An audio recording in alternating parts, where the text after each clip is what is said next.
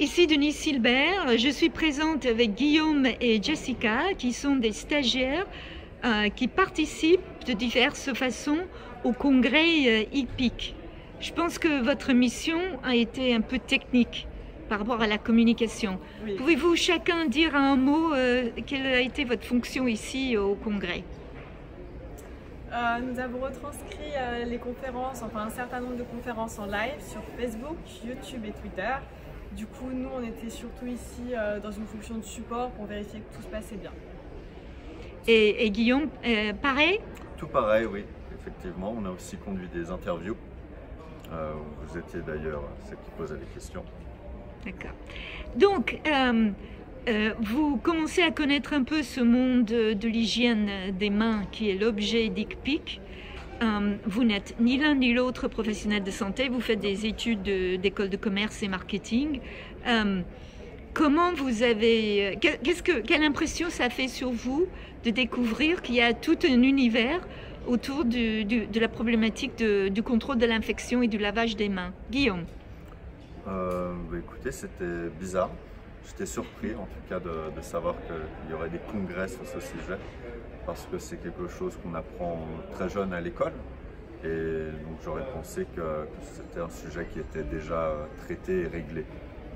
Et Jessica, qu'est-ce que vous dites aussi? Il y a plus de 1000 professionnels, il y a des centaines de posters, des centaines de communications, tout dirigé sur le contrôle de l'infection à l'hôpital et sur le lavage des mains. Quelle est votre réaction? En toute sincérité, je ne pensais pas que ce serait aussi poussé, qu'il y aurait autant de monde, autant de conférences sur un sujet qui me paraissait très précis. Au final, je me rends compte qu'il y a plein de sujets dans ce domaine-là, donc j'étais assez surprise aussi. Et donc, je commence cette fois par Jessica. Le fait que ce soit pour la première fois une édition dite inclusive des patients, patient included, quel impact, qu'est-ce que vous en avez pensé qu'il y ait des patients? Moi, j'ai pas du tout été surprise, je trouve même ça normal, c'est les premiers concernés, c'est pour eux que ça va être bénéficiaire, donc je pense que c'est une très bonne initiative.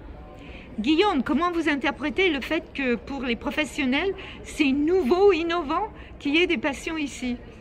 Là, je peux comprendre que ça peut surprendre pour certains professionnels parce que c'est un changement de paradigme, mais je trouve que c'est très intéressant et très bien pour la suite d'inclure le patient et de peut-être avoir une meilleure compréhension de comment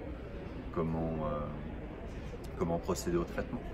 Et le premier qui répondra. Quel impact sur vous dans votre future vie de contact avec les médecins, les professionnels de santé et cette histoire d'hygiène des mains? Est-ce que ça va changer votre comportement vis-à-vis des professionnels? Oui, écoutez, c'est vrai que c'est particulier de demander à une infirmière ou à un docteur s'il sait laver les mains. Mais oui, ce sera des attitudes qu'on va essayer d'adopter. Et vous, Jessica? Oui, je suis d'accord aussi. Je pense que c'est très important, c'est même primordial. L'hygiène, c'est la base, je pense, en médecine. Vous allez en parler dans vos familles? Ah oui.